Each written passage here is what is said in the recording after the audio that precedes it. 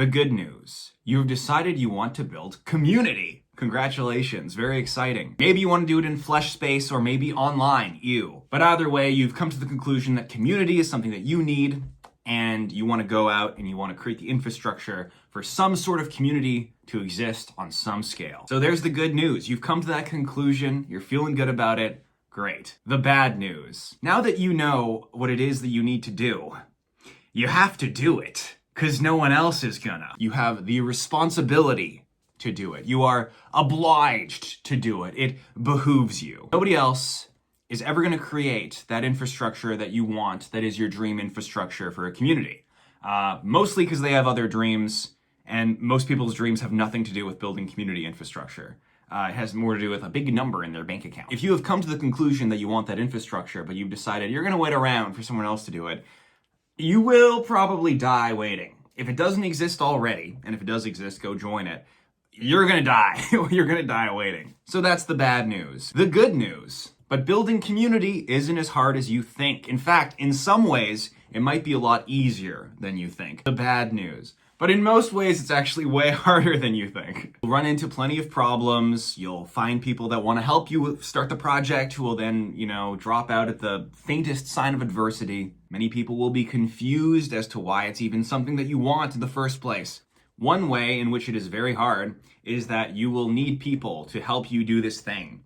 And a lot of the people that you try to recruit to do these things will reject you, or they'll join you and then ditch you halfway through at the slightest sign of adversity. The good news, you can still do it. Despite all the challenges, despite everything that life throws at you on the path to creating a community, you can still, it's possible, you can do it. The people who make it through all the trials and tribulations with you are going to be real ride or dies, which is kind of, I assume, why you want community in the first place, to get some ride or dies. And yes, it's annoying to try to recruit some people or to try to pitch your community to some people and have them reject you because they think that they don't need community or whatever. And you might be tempted, you want to try to convince them in the marketplace of ideas. You want to have an argument with them and see if you can convince them that they need community. Simply by existing, you are doing all the argumentation that you need to do. The bad news. On the way to building it, and even after you build it, there will be problems, interpersonal, logistical, financial. There will be problems the likes of which you have never seen before because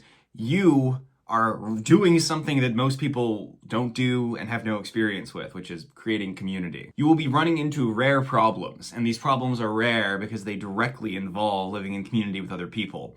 These problems are rare because they involve other people, and most people do not run into problems that really involve other people, like directly. So no one knows what's going on because nobody has community.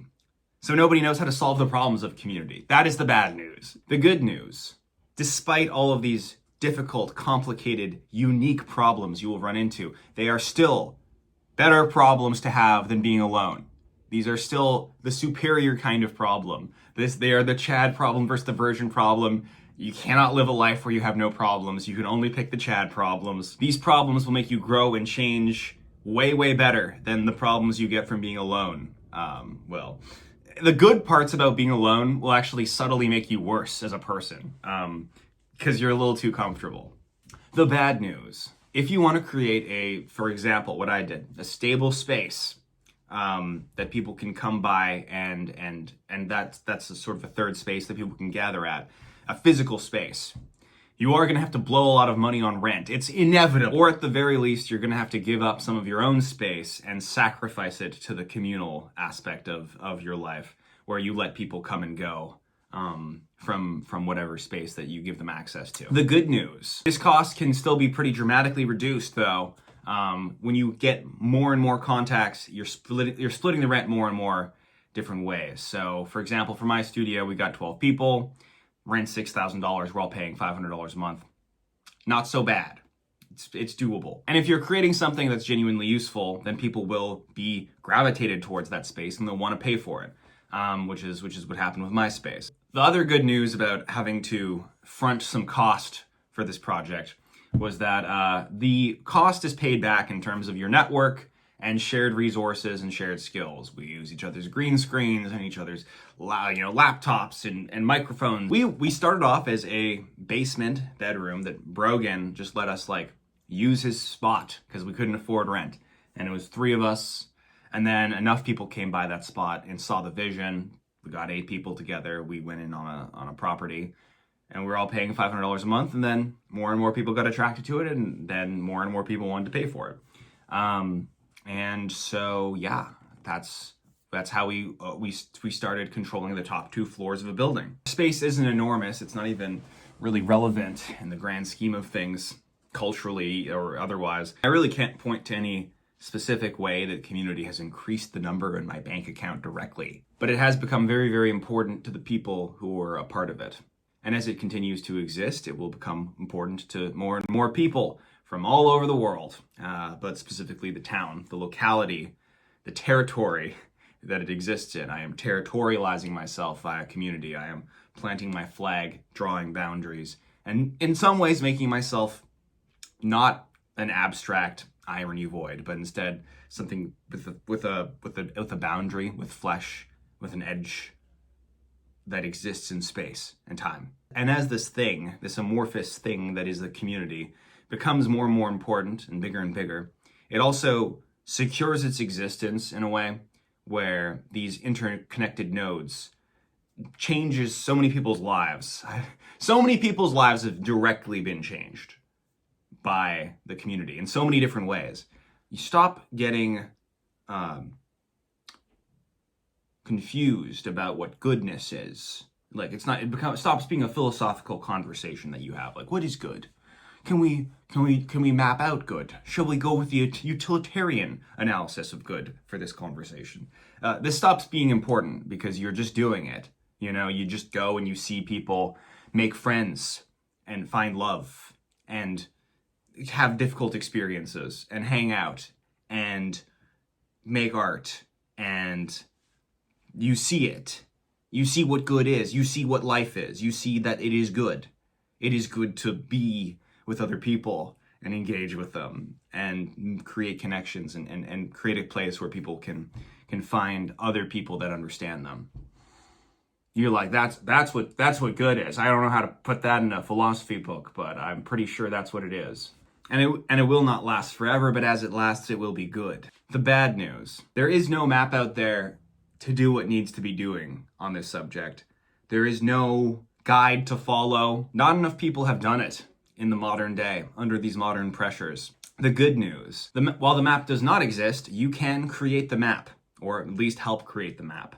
You can carve it yourself out of a jungle full of things that want to kill you. And when you're done making that map, it will probably be one of the most valuable maps that exist. The bad news: we live in a wretched, Chungus, fallen, Westoid, individualistic, atomistic, dog-eat-dog society. Ruff, ruff, ruff, ruff, ruff. One that thinks community means Discord server, and we think this because we are sick. We're sick in the head. And we have a subtle sickness, and it's subtle because we don't fully understand what is happening with this sickness. A lot of us, we have really nice words to say instead of the words that we should be saying.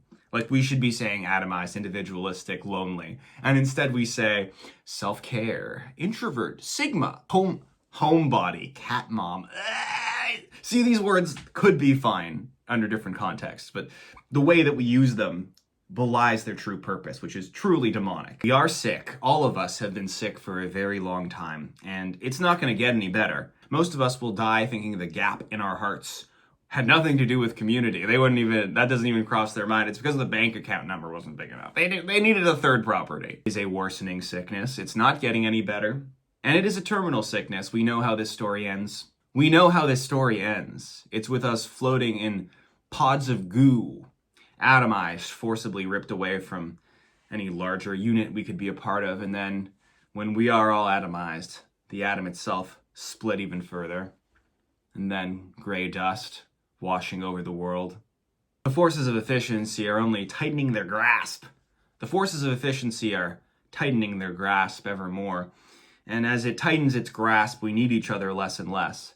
This is why the job of building a community is more archival or historic or something. You are keeping an old flame alive, and it's cute and it's quaint and it's needed and it's extremely important, and it's been the most important thing that I've ever done, but it's also a losing battle. We do not win this fight. We do not come out on the other side making the world join hands in kumbaya. We're really just making things slightly better for ourselves before the end. We once needed each other because efficiency hadn't quite gotten its act together. But now that it's getting its act together, we no longer do. Not really. We need each other less and less. And in what little ways we do still need each other, efficiency has recruited our brightest minds to figuring out how to solve that. The war was lost a long time ago. The mission of community is historic or archival, like a museum or a zoo. The best we can hope to do now is preserve the spark of what once was. We are not going to win. That's the bad news. The good news, we can put up a pretty good fight along the way. I don't want to downplay the bad news, because the bad news actually really truly is very bad. But I will leave you with this. The good news is better than the bad news is bad. So, good luck.